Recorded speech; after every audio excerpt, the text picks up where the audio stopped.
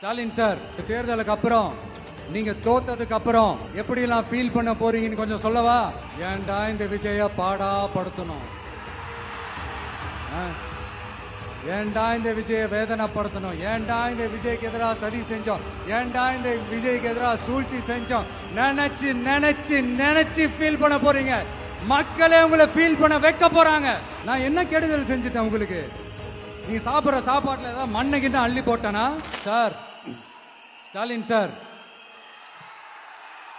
இந்த தேர்தலுக்கு அப்புறம் நீங்க தோத்ததுக்கு அப்புறம் எப்படிலாம் ஃபீல் பண்ண போறீங்கன்னு கொஞ்சம் சொல்லவா? ஏன்டா இந்த விஜய பாடா படுத்தணும், ஏன்டா இந்த விஜய வேதனைப்படுத்தணும், ஏன்டா இந்த விஜய்க்கு எதிராக சதி செஞ்சோம், ஏன்டா இந்த விஜய்க்கு எதிராக சூழ்ச்சி செஞ்சோம் நினைச்சு நினைச்சு நினைச்சு ஃபீல் பண்ண போறீங்க. மக்களே உங்களை ஃபீல் பண்ண வைக்க போறாங்க.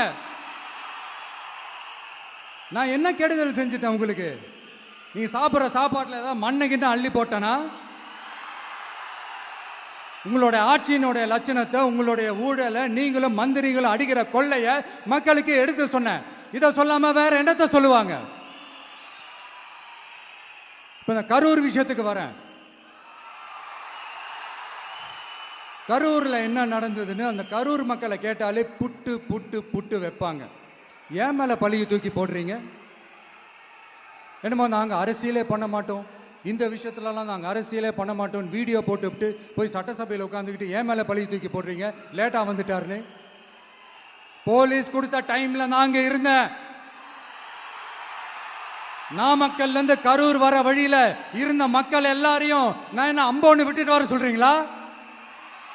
நாமக்கல்ல இருந்து கரூருக்கு நான் எப்படி வந்தேன், எவ்வளவு நேரத்துல வந்தேன், உலகமே லைவ்ல பார்த்துக்கிட்டு இருந்தது. வாய் கூசாம ஏன் மேல பழி தூக்கி போடுறீங்க? ஒரு மனசாட்சின்றது வேணா? சரி, நீங்க தான் எதுவுமே பண்ணல சார்.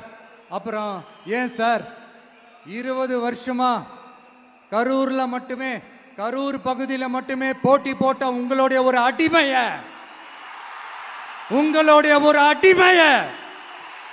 ஏன் கோயம்புத்தூர் வரைக்கும் ஓட வச்சீங்க?